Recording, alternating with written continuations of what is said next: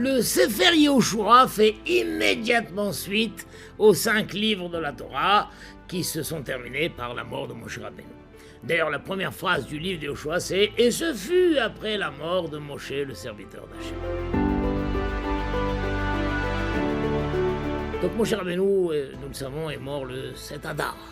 Yehoshua était inconsolable. Pendant 30 jours, il n'a pas arrêté de pleurer.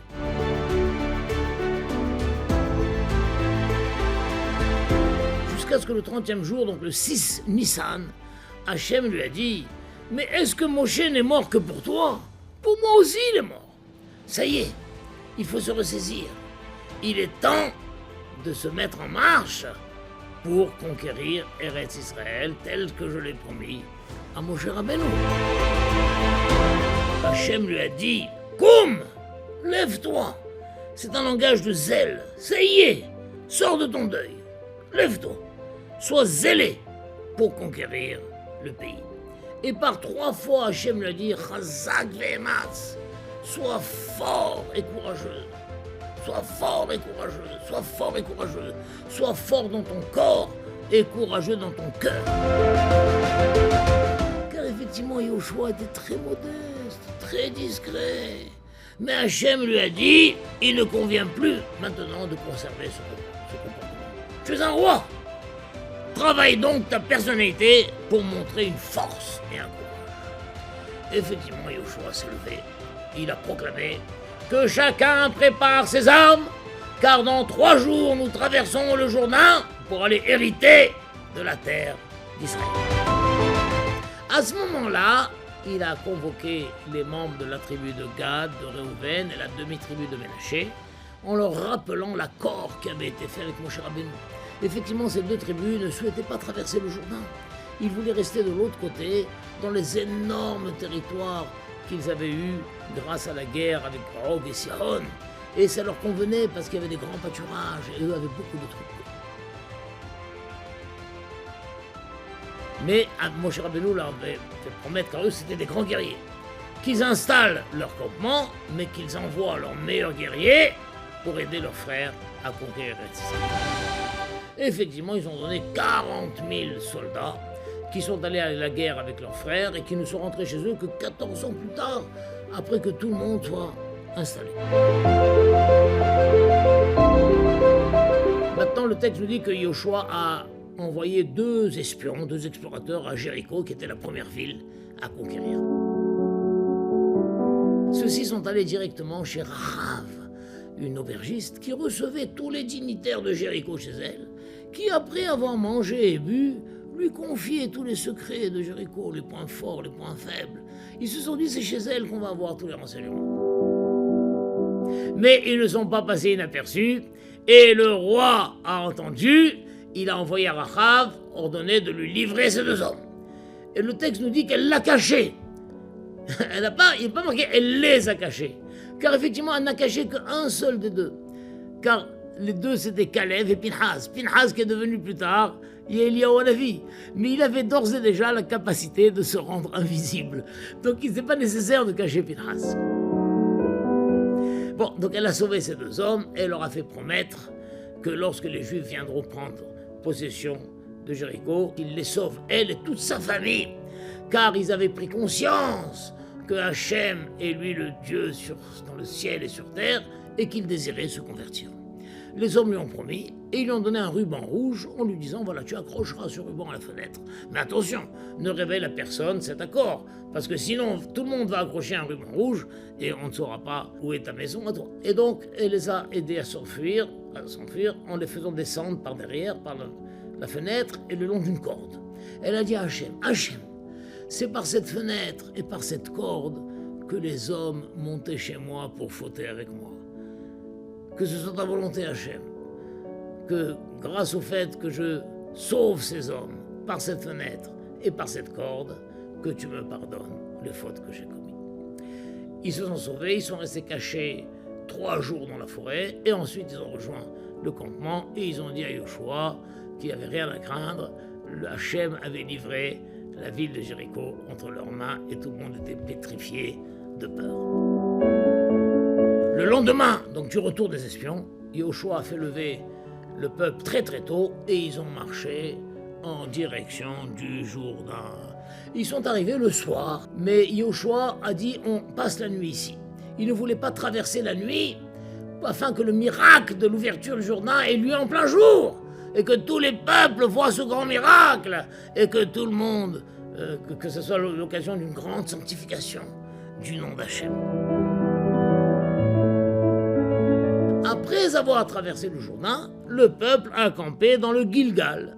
C'est au nord d'Israël, à l'est de Jéricho. Il y a eu tout un passage où Hachem a demandé à Yoshua de faire la Brit Mila, et ils ont fait la Brit Mila, et ils ont fait le Korban Pessah, etc.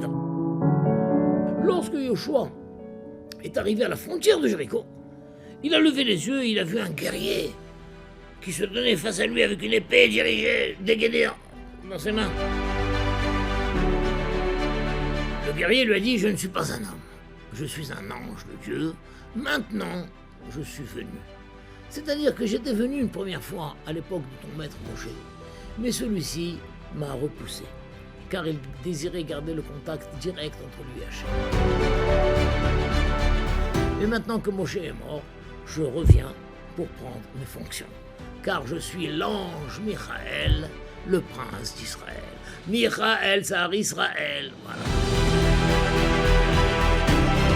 C'est ainsi que le premier jour, effectivement, ils ont fait un tour, le lendemain de tour, du dimanche au vendredi, et le samedi, le 7e jour, c'est là qu'ils ont fait les 7 tours. Et donc il a fallu se lever beaucoup plus tôt que d'habitude, le temps de pouvoir faire 7 tours. Yoshua a aussi ordonné au peuple, avec des mots très forts et très durs, de ne rien prendre du butin. Et effectivement, lorsque les Bnei Israël ont fini de tourner 7 fois autour de la ville, la muraille est tombée sous elle-même. C'est-à-dire qu'elle s'est enfoncée dans le sol, en laissant seulement un tout petit bout dépasser, en souvenir pour les générations futures. On voit un petit bout qui dépasse, tiens, c'était là que était Jéricho.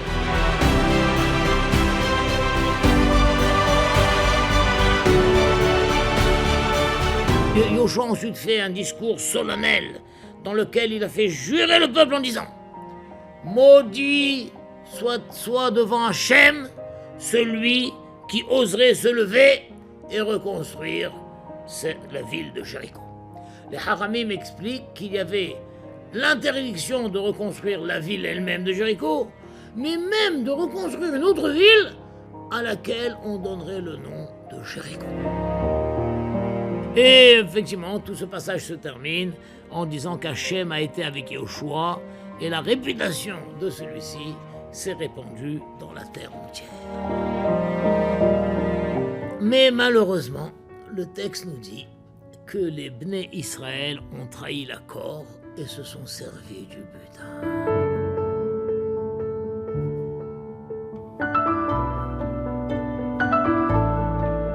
En fait, un seul homme, Achan ben Carmi, de la tribu de Yehuda, s'est servi du butin. Mais Hachem considère que c'est tout le peuple qui a fauté. Et donc Hachem s'est mis en colère contre les Bnei Israël et a retiré sa surveillance d'eux. Comment ça s'est passé? Effectivement, lors de la conquête de la deuxième ville de Haï, Yoshua, sûr de la victoire, n'a envoyé que 3000 hommes. Mais à peine ces 3000 hommes sont-ils arrivés devant la ville, une frayeur les a saisis. Les guerriers, les habitants de Haï sont sortis à l'encontre, les ont poursuivis, et ils ont même réussi à tuer 36 hommes. Effectivement, on a fait l'enquête et on a retrouvé Achan ben Carmi. Le texte nous dit que Achan a été mis à mort. Après l'exécution de Achan, Hachem est apparu à Yoshua et l'a rassuré.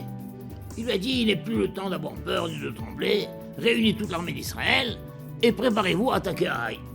Et sache que je t'ai livré la ville et son roi et son peuple et toute la région.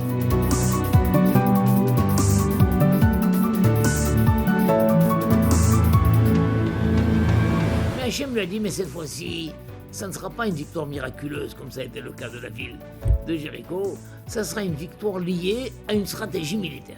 Et je vais vous expliquer pourquoi après. Et Hachem a donné toute la stratégie à Yoshua. Et ça a été une victoire extraordinaire.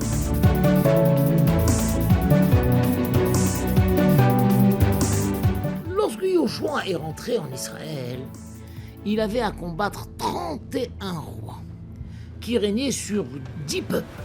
Les 10 peuples qui ont été cités à Avraham Avinu dans la parashat Lech Lecha, rappelez-vous, dans le Brit Danaptarim. L'un de ces 10 peuples, le Girgashi, s'est enfui dès l'arrivée des Juifs en Israël. Ils sont allés en Afrique. Donc il y a quelque part en Afrique une tribu, un peuple, qui sont les Girgashim, les descendants des Girgashim. 6 autres peuples, le Hitti, le Émori, le Kinaani, le Prizi, le Hivi, le Yébussi, se sont rassemblés. Et ils ont dit, puisque nous avons vu que la victoire sur un rail a été à la suite d'une stratégie militaire, ça prouve que l'époque des miracles est finie. Et bien nous aussi, nous allons faire une stratégie militaire. On va se rassembler tous ensemble et on va s'attaquer à Israël et on va les massacrer. Un autre peuple, le Givronim, ont procédé différemment. Ils ont préféré faire la paix avec Israël. Mais on ne pouvait pas faire la paix avec les peuples qui habitaient. Alors ils se sont déguisés. Ils ont envoyé une délégation avec des vieux vêtements, des vieilles chaussures. Ils sont arrivés tout poussiéreux, avec du pain rassis, fatigués.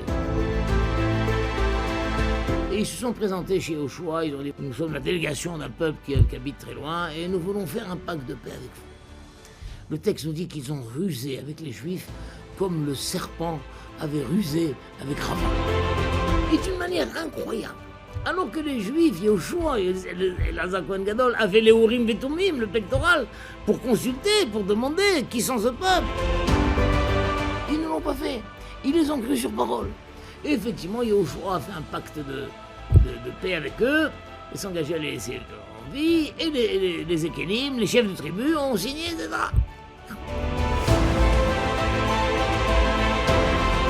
3 jours plus tard, on s'est rendu compte qu'on s'est fait tromper.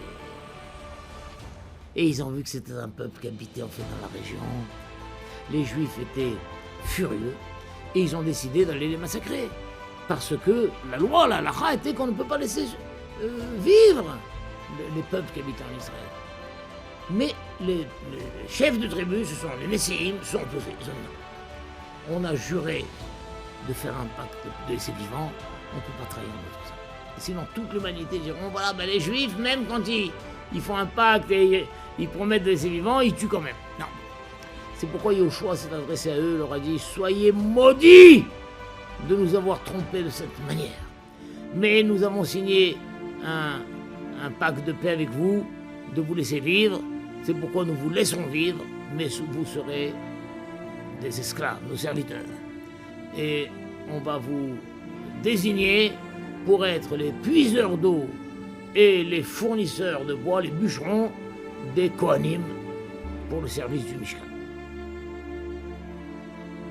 Et évidemment, les Kévonim étaient très contents de s'en sortir à si bon compte, et ils ont dit « Nous sommes prêts à accepter toutes les conditions que tu nous imposes. » Et jusqu'au moment où le Mishkan va être érigé à Shiloh, les Gibonim ont servi tout le peuple d'Israël, mais quand les Kohanim étaient installés, ils sont devenus les puiseurs d'eau et les bûcherons des Kohanim. Les autres peuples, voyant que les Givonim, il y avait le roi de Jérusalem qui s'appelait Adoni-Tzedek, a entendu. Parce qu'à l'époque, il n'y avait pas de téléphone ou Internet, etc. Les nouvelles prenaient du temps d'arriver à notre ville. Il a entendu tout ce que Yoshua a fait à la ville de Yéricho, à la ville de Haraï. Et il a entendu que les Givonim ont fait un pacte de paix avec Israël. Il a eu très peur. Il s'est dit, ah là là, les Givonim étaient un peuple très puissant, même plus puissant que Haraï. Et si on apprend que les Givonim ont fait la paix, se sont soumis à Israël, ça va décourager tous les autres peuples. C'est pourquoi il a convoqué, en quelque sorte, des 4 rois de la région, Hebron, Yarmout, Lachish et Eglon, pour leur dire « Venez me rejoindre et aidez-moi pour que nous allions punir Givon de s'être soumis spontanément à Israël. »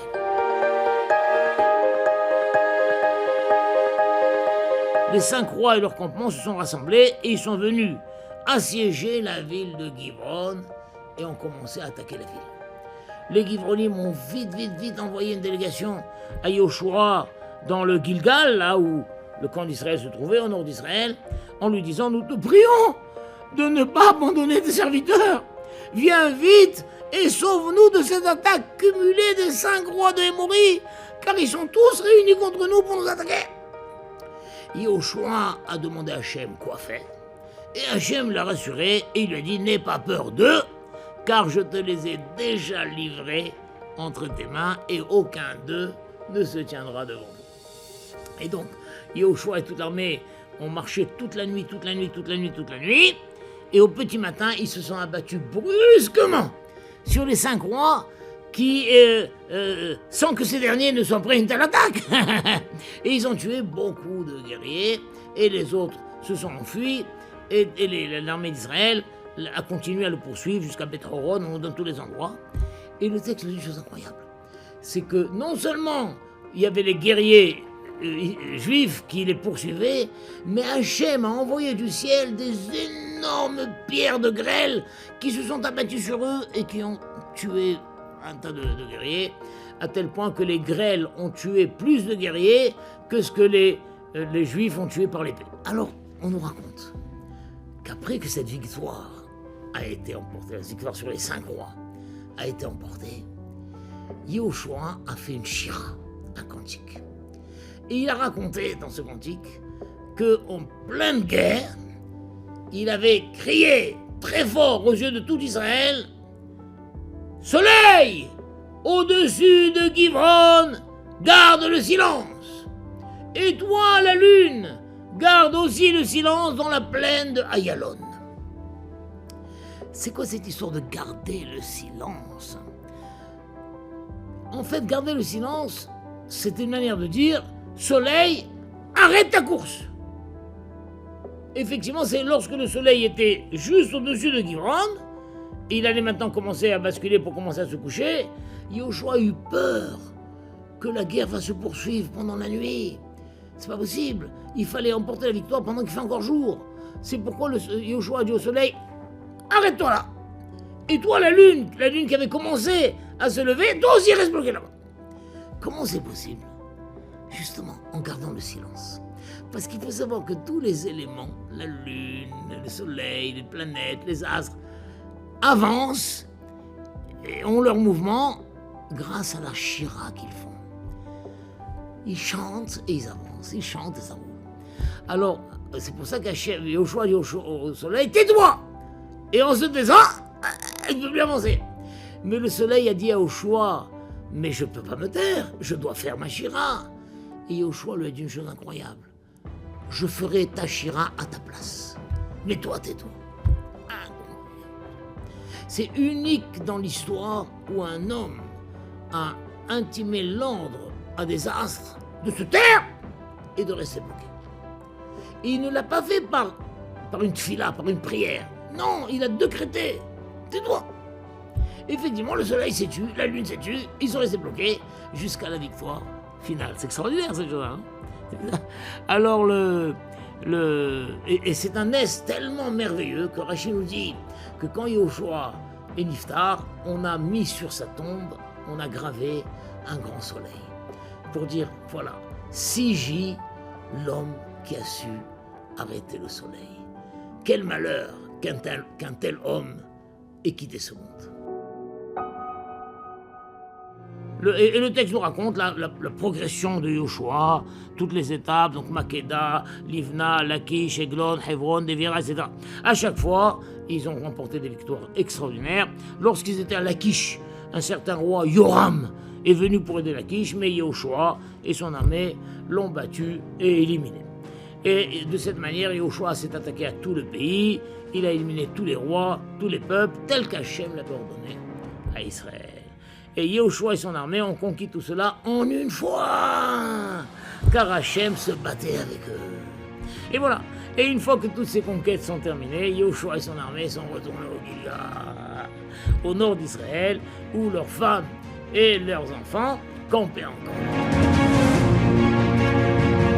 Après avoir entendu la victoire que les Bnei Israël ont remportée contre les 5 rois, un certain roi qui s'appelle Yavin, le roi d'une région de Hatzor, a entendu ça et il a envoyé de messagers de très nombreux rois pour sortir tous ensemble encore attaquer le clan Israël. Et là, cette fois-ci, il y avait un nombre impressionnant de guerriers, mais en plus, le texte dit qu'ils étaient comparables à des grains de sable au bord de la mer. Bon. Mais en plus, c'est qu'ils sont venus avec chevaux et chars de guerre. Et là, ils se sont tous donné rendez-vous à un endroit qui s'appelle Memarom. Et ils ont établi une stratégie de guerre pour s'attaquer à Israël. Là, il y avait vraiment de quoi avoir peur réellement, car c'était la première fois que les Juifs avaient en face d'eux une armée à cheval, avec chars de guerre. Jusqu'à présent, c'était des fantassins qui allaient à pied. Les Juifs étaient à pied, les autres étaient à pied. Et Hachem a rassuré Yahushua, il lui a dit « N'aie pas peur, je vous ai déjà livrés tous entre vos mains. Par contre, il faudra couper les sabots des chevaux. » Le Ralbag explique pourquoi. Parce qu'Hachem ne voulait pas que les Juifs, c'est la première fois qu'ils voyaient des chevaux de guerre, soient tentés de s'emparer des chevaux pour dorénavant faire la guerre à cheval. Alors Hachem a dit, on ne va pas tuer les chevaux parce qu'il ne faut pas tuer les animaux pour rien, mais on leur coupe leurs sabots pour leur enlever la possibilité de courir. Voilà. Et effectivement, c'est ce qui s'est passé. Les Bénis Israël ont fait la guerre à même à Rome. Ils se sont abattus brusquement sur le camp militaire, alors que ce dernier n'avait pas fini d'établir sa stratégie. Ils les ont frappés par surprise et les ont poursuivis jusqu'à ce qu'il n'y ait plus aucun survivant. Et ils se sont emparés des chevaux, dont ils ont coupé les sabots, comme on l'a dit, et ils ont brûlé tous les chars de guerre. Après cette victoire sur le camp de Memarom, Yahushua s'est dirigé maintenant vers la ville de Hatzor. Et ils se sont emparés de la ville de Hatzor, ils ont tué le fameux roi Yavin, et ils ont brûlé la ville. Pour 2 raisons. D'abord parce que Hatzor c'était la ville la plus puissante, et c'était à elle qu'il fallait s'attaquer spécialement, et la brûler. Et en plus, comme on l'a dit, c'était Yavin, le roi de Hatzor, qui avait stimulé toute cette stratégie contre les Israël, donc lui méritait d'être puni spécialement. Et toutes les autres villes ont été conquises, mais n'ont pas été détruites. Et tout au long du livre de Yahushua et toutes ces guerres, le texte répète souvent et Yahushua a fait tel que Hachem l'a ordonné à Moshe Rabbeinu et que Moshe Rabbeinu avait à son tour ordonné à Yahushua. Maintenant, il y a un verset énigmatique presque vers la fin qui nous dit que Yahushua a fait la guerre avec tous les rois de ces villes pendant de nombreux jours. Qu'est-ce qui se cache derrière cette expression pendant de nombreux jours? Les commentateurs expliquent qu'effectivement, Yahushua a, semble-t-il, eu un moment de faiblesse. Jusqu'à présent, il s'abattait avec un courage et une énergie, et il menait toutes les guerres en un jour. Mais là, tout d'un coup, Yahushua a commencé à être un peu las de toutes ces guerres. Et effectivement, Hachem a compris ça, et il lui a dit je vois que tu as vieilli prématurément. Effectivement, il a eu tout d'un coup la barbe blanche, il a eu des rides sur son front, et tu peux t'arrêter de faire la guerre. Bien qu'il y ait encore de nombreux territoires qui n'ont pas été conquis, c'est moi qui les donnerai au peuple juif après ta mort.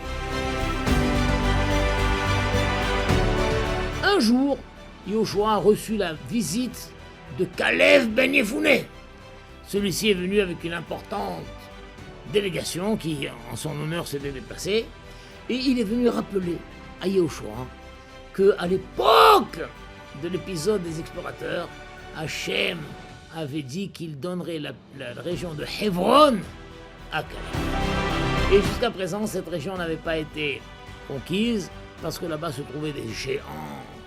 Et on avait peur pour l'instant de s'attaquer à ces géants. Et Caleb est venu, il a dit à Yahushua, tu te souviens toi-même, bien que à l'époque j'avais 40 ans, maintenant j'ai 85 ans, mais je suis encore vaillant et je suis prêt à faire la guerre et je n'ai pas peur de ces géants. De même qu'à l'époque je suis allé me recueillir sur Marat Marpella et je n'ai pas eu peur des géants, maintenant non plus je n'ai pas peur des géants. Donc je demande de respecter la promesse qui m'a été faite. Yoshua a béni Kalev et il lui a donné carte blanche pour faire la guerre à Hebron et conquérir la ville de Hebron. Et Kalev a continué sa progression vers une ville qui s'appelle Kriyat Sefer. Mais c'était une ville fortifiée. Et Kalev a dit, celui qui conquérira cette ville, je lui donne ma fille Assa. Et Kalev avait un demi-frère qui s'appelle Otniel Ben Kenaz, qui non seulement était un énorme Talmid Chacham, mais c'est aussi un très grand guerrier. Alors il a dit, moi j'y vais. Il est parti, il a conquéri Kriyat Sefer, et donc Kalev lui a donné sa fille Assa, ce qui fait que, en quelque sorte, Otniel Ben Kenaz a épousé sa nièce Assa. Une fois qu'elle a pris connaissance de tout le territoire qu'il possédait maintenant, Assa a constaté que c'était une région un peu aride. Alors elle a dit à son mari Otniel Ben Kenaz, dis à mon père de nous donner quelques champs supplémentaires avec des sources d'eau. Mais Otniel Ben Kenaz a dit non, il ne veut pas demander. Alors une fois où il y a eu une visite de Kalev, et Assa à ce moment-là était sur son âne, dès qu'elle a vu son père, elle s'est laissée glisser de l'âne et est tombée. Kalev a eu très peur, elle a dit, ma fille, mais qu'est-ce qu'il y a? Pourquoi tu es tombée? Quel problème? Elle dit, non, je me sens pas bien parce que tu sais, papa, cette région, cette belle région qu'on a reçue, mais elle est aride, il n'y a pas de source d'eau. Si tu pouvais nous accorder quelques champs dans lesquels il y a des sources d'eau, ok, bien sûr. Donc il aura rajouté un énorme champ dans lequel il y avait une source d'eau en bas du champ, une source d'eau en haut du champ. C'est comme ça que Otniel Ben Kenaz s'est établi grâce à la chorma de sa femme Assa. Voilà. Alors ensuite on nous raconte que Yoshua a tiré au sort toutes les régions accordées au Bnei Israël, etc. Et quand on est arrivé à la part de Ménaché, rappelons-nous les 5 filles de Tselophrad, les grandes tzadkaniot, Mahla, Noah, Hogla, Milka et Tirsa, sont venus rappeler que Hachem avait dit que puisque leur père Tselophrad n'avait pas de garçon, on donne sa part aux filles. Et c'est ce qui a été fait, on leur a accordé leur part dans le territoire de Ménaché. C'est extraordinaire comment les choses rentrent en ordre petit à petit. Maintenant, après tout ça, on nous raconte maintenant que les Bnei Israël se sont rassemblés et qu'ils ont déplacé le camp d'Israël qui se trouvait tout au nord au Gilgal, et ils sont venus s'installer avec le Mishkan, surtout on fallait installer le Mishkan au milieu d'Eretz Israël, et dans une ville qui s'appelle Shiloh, dans le territoire de Éphraïm, qui se trouvait au milieu d'Eretz Israël. Et c'est ainsi que le Mishkan est resté à Shiloh pendant 369 ans. En tout, le Mishkan, retenez, il aura été 14 ans au Gilgal, 369 ans à Shiloh, ensuite 13 ans dans la ville de Nov, et puis après la destruction de Nov, encore 44 ans dans la ville de Hebron, ce qui fait en tout 440 ans jusqu'à la construction du Beth Amikdash. Et le texte nous dit que dès le moment où le Mishkan s'est installé à Shiloh, la conquête d'Eretz Israël est devenue beaucoup plus facile. Et effectivement, chacun a reçu son territoire, et on nous précise les limites précises de chaque territoire. Puis les Bnei Israël se sont mis d'accord pour accorder maintenant à Yehoshua une part selon la demande qu'il avait exprimée dans les montagnes d'Éphraïm. Et Yehoshua a reçu la ville de Timnath Serach. Il l'a construite, il s'est installé, c'est là-bas qu'il a terminé ses jours. Et le texte nous dit que tout ceci a été le travail de distribution de la terre d'Israël qui a été effectué par Elazar à Cohen et Yehoshua ben Nun et les chefs des maisons paternelles pour chaque tribu selon le tirage au sort, qui était un tirage au sort divin qui se faisait à l'entrée du Mishkan à Shiloh. Et c'est ainsi qu'on a terminé le partage de toute la terre d'Eretz Israël. Après que tous les Juifs se sont installés, Hachem a dit à Yehoshua, maintenant parle aux enfants d'Israël afin qu'ils désignent 3 villes de refuge. Il y avait déjà eu 3 villes de refuge désignées de l'autre côté du Jourdain par Moshe Rabbeinu, une dans le territoire de Gad, une dans le territoire de Reuven, une dans le territoire de Ménaché. Maintenant, il fallait aussi désigner 3 autres villes en plein Eretz Israël. Et la ville de refuge, je vous le rappelle, c'est les villes où s'enfuit celui qui est tué par inadvertance, par Shogeg. Et c'est ce qui a été fait. On a désigné une ville au nord dans le territoire de Naphtali, cette ville s'appelle Kadesh. Une ville au milieu du territoire, dans le territoire d'Éphraïm, c'est la ville de Shrem, la fameuse ville de Shrem. Et une ville au sud, dans le territoire de Yehuda, c'est justement Kiryat Arba. Kiryat Arba, qui était une ville de refuge. Voilà. Kiryat Arba, c'est Hebron. Ensuite, on nous dit que maintenant chacun demandait, ce sont les Lévi'im. Les Lévi'im se sont embauchés devant Yehoshua et devant Elazar à Cohen. Ils ont dit, rappelez-vous que Hachem a dit que nous, les Lévi'im, nous n'avons pas vraiment de territoire parce que notre territoire, c'est Hachem. C'est Hachem. Et notre subsistance, nous la tirons du Beth Amikdash. Mais quand même, Hachem a dit, il faut bien qu'on vive quelque part, qu'on s'installe, que chaque tribu nous accorde des villes dans leur territoire. Et c'est ce qui a été fait.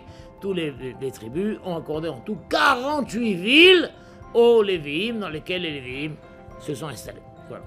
Et c'est comme ça que tout s'est reposé, et les Juifs se sont reposés sur leurs terres sans aucune tension, avec tous les peuples voisins, et plus personne ne leur a cherché de dispute. Et le passouk dit « à Kol Ba ». Tout est arrivé, tout ce qu'Hachem avait promis, tout est arrivé.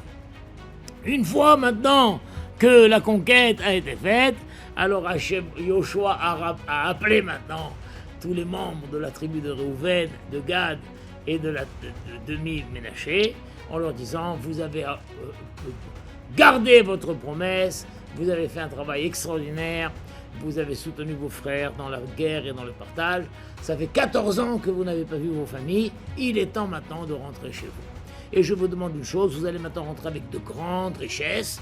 Je vous demande de partager aussi ces richesses avec ceux qui sont restés dans le camp pour garder le camp. Voilà. Et que ce soit un partage équitable. Mais surtout, je vous en conjure, restez fidèles à Hachem, votre Dieu, restez fidèles. Et il les a, pendant un long discours, répété plusieurs fois, 3, 4 fois, restez fidèles à Hachem. On sent que Yoshua avait une certaine crainte. Qu'est-ce qui va se passer, ces tribus qui vont vivre de l'autre côté du Jourdain, en dehors des Israël. Et ils ont promis, et tout le monde les a accompagnés. C'est un moment très émouvant, très émouvant. Et le texte nous dit que, incroyable, quand ils sont arrivés sur les bords du Jourdain, avant de traverser le Jourdain, ils ont construit un énorme misbéach. Énorme misbéach. Mais nous savons maintenant que leur intention n'était pas d'utiliser ce misbéach, d'offrir les corbanotes. C'était simplement un repère. Que lorsqu'ils vont être de l'autre côté du Jourdain, si ils arrivent à se sentir un peu séparés du peuple d'Israël isolé, leurs yeux iront sur ce misbéach, ils se rappelleront qu'ils sont toujours liés. Mais les Bnei Israël les ont jugés ce qu'on appelle les Kafrova. Ils ont décidé d'aller leur faire la guerre et détruire. Mais avant ça, ils ont dit on envoie quand même une délégation. Ils ont envoyé Pinchas avec tous les chefs de tribu pour les convaincre de détruire ce misbéach. C'est ce qui s'est fait. Pinchas est arrivé, il leur a fait un discours très sévère. Mais qu'est-ce qui vous arrive? Vous ne savez déjà vous vous séparez d'Hachem, déjà vous vous coupez avec le peuple juif. Si vous regrettez, alors venez prendre votre part à l'intérieur du pays. Votre part est toujours là. Et ne faites pas des choses tellement graves qui risquent d'attirer la colère d'Hachem sur tout le peuple juif. Regardez à l'époque de Yéricho, Achan, c'était à lui seul emparé du butin, ça a apporté une colère sur tout le peuple juif. Et maintenant vous faites un misbéach, on ne sait pas ce que vous comptez faire dessus. Est-ce que des corbanotes pour Hachem, des corbanotes pour Azara? Détruisez ce misbéach immédiatement. Et les gars de Mérouven ont répondu, Shalom, que nous utilisions ce misbéach. Tout d'un coup, en traversant le Jourdain, on a eu peur qu'il y ait une coupure entre vous et nous. Et que vos enfants plus tard diront à nos enfants, mais vous n'êtes pas juifs, vous n'êtes pas des juifs, vous vivez de l'autre côté.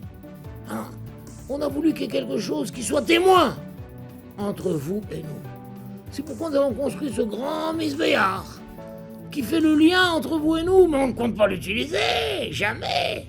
Juste un rappel. Aïe, aïe, aïe. Cette réponse a plu à Pinchas, au Ben Israël, et on a appelé ce Mizbeach Redou. Il est le témoin. Et Pinchas est retourné à rapporter cette réponse à l'ensemble de Ben Israël, et cette réponse a rassuré tout le monde, leur a beaucoup plu. Et voilà, et nous approchons de la fin du livre de Yoshua, qui est une fin très émouvante.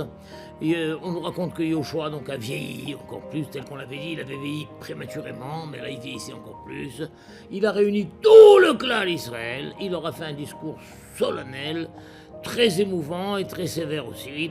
Il a rappelé tout le bien qu'Hachem leur a fait, et comment Hachem a respecté toute la parole, tout ce qu'il a dit, tout ce qu'il a promis. Mais il a prévenu que, de même qu'Hachem a respecté sa parole pour le bien, il respectera aussi sa parole pour le mal, si les Juifs arrivaient à se détourner d'Hachem.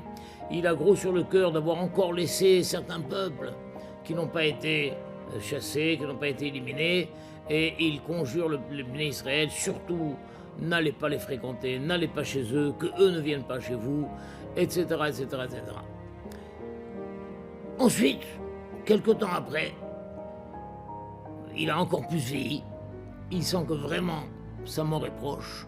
Il refait une deuxième réunion pour encore contracter une nouvelle alliance entre Hachem, entre les Bnei Israël et Hachem Yitbarach, et cette fois-ci cette réunion a lieu dans la ville de Shrem. Il a même fait transporter l'Arche Sainte dans la ville de Shrem.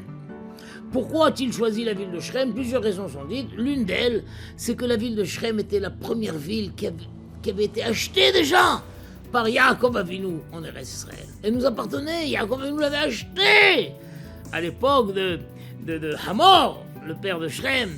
Et donc dans cette ville qui a été déjà achetée par Yaakov Avinu, c'est là qu'il a tenu à de nouveau faire ce discours. Il a rappelé depuis l'origine Terach qui était un idolâtre, et puis ensuite il y a eu Abraham qui a fait tchouva, Hachem a pris Abraham, Yitzhak et Yaakov, la descente en Égypte, la sortie d'Égypte, la traversée de la mer Rouge, là, donc évidemment l'apparition de Moshe Rabbeinu, et les 40 ans dans le désert, et les deux guerres contre Sihon et Og, qui a fait qu'ils ont conquéri tout leur territoire, et la traversée du Jourdain, et toutes les guerres de possession, il a tout passé en revue, et de nouveau il dit, je vous en conjure, restez fidèles à Hachem, etc., etc. Et les Juifs répondent, oui, nous promettons de rester fidèles, et là-dessus il renchérit, vous savez, c'est pas si facile, Hachem il est kadosh, et Hachem est très, très, très sévère, et très vintilleux, mais ils ont de nouveau promis, etc., et une fois qu'il a terminé ce discours, et qu'il y a eu cette nouvelle alliance, il a écrit tout ce qui a été dit. Il a mis ça dans une grosse pierre creuse et il a dit voilà, cette pierre sera témoin de tout ce qui a été dit aujourd'hui et de cette nouvelle alliance que nous avons faite. Et une fois que tout ça a été terminé, le texte nous dit qu'il a renvoyé chacun dans son territoire. Et quelque temps plus tard, Yehoshua bin Nun, qui est appelé ici le Eved Hashem, le serviteur d'Hachem, a quitté ce monde à l'âge de 110 ans. Et il a été enterré dans la ville qui lui avait été accordée, Timnat Serach. Malheureusement, il y a une petite allusion qui dans le texte où Hachem, semble-t-il, a été très sévère parce qu'il n'a pas été honoré tel qu'il fallait. On ne lui a pas fait le hesped, vous savez, le hesped, le discours funéraire, tel qu'il fallait. Sa mort est passée un peu sous silence. Incroyable. On termine en nous racontant que on a enfin enterré les ossements de Yosef à Shrem. Et Rachid dit, les Juifs l'avaient volé de Shrem et ils l'ont ramené à Shrem. Et c'est là que Yosef se trouve. À l'heure actuelle, à Shrem, moi j'ai eu l'occasion d'aller 2-3 fois le pèleriner sous surveillance militaire évidemment, parce que c'est toujours entre les mains des Palestiniens, des Arabes. Bon, qu'Hachem, le Kever a plusieurs fois été vandalisé, bon, qu'Hachem protège. Et on termine par la mort de Elazar, le fils d'Aaron à Cohen, qui lui-même a été enterré dans une colline qui appartenait à son fils Pinhas. D'où Pinhas avait-il cette colline? Soit on le lui a donné, soit il l'a hérité de sa femme qui était morte et qui possédait cette colline. Voilà, et c'est ainsi que le livre de Yoshua se termine. J'ai eu l'occasion une fois dans ma vie d'aller me recueillir sur la tombe de Yoshua Ben Nun, qui est aussi sous domaine arabe en ce moment, donc c'est pas facile d'y aller. Voilà, Bezat Hashem, qu'Hashem nous fasse voir la Géoula et que nous puissions aller à Shrem librement, aller sur le Kever du Yoshua librement. En tout cas, c'est extraordinaire. Je vous encourage à étudier en profondeur le livre de Yoshua. Pour ma part, j'ai depuis un an, chaque semaine, fait commenter un ou deux chapitres avec beaucoup plus de détails que ce que je vous ai dit aujourd'hui dans ce cours, ce cours.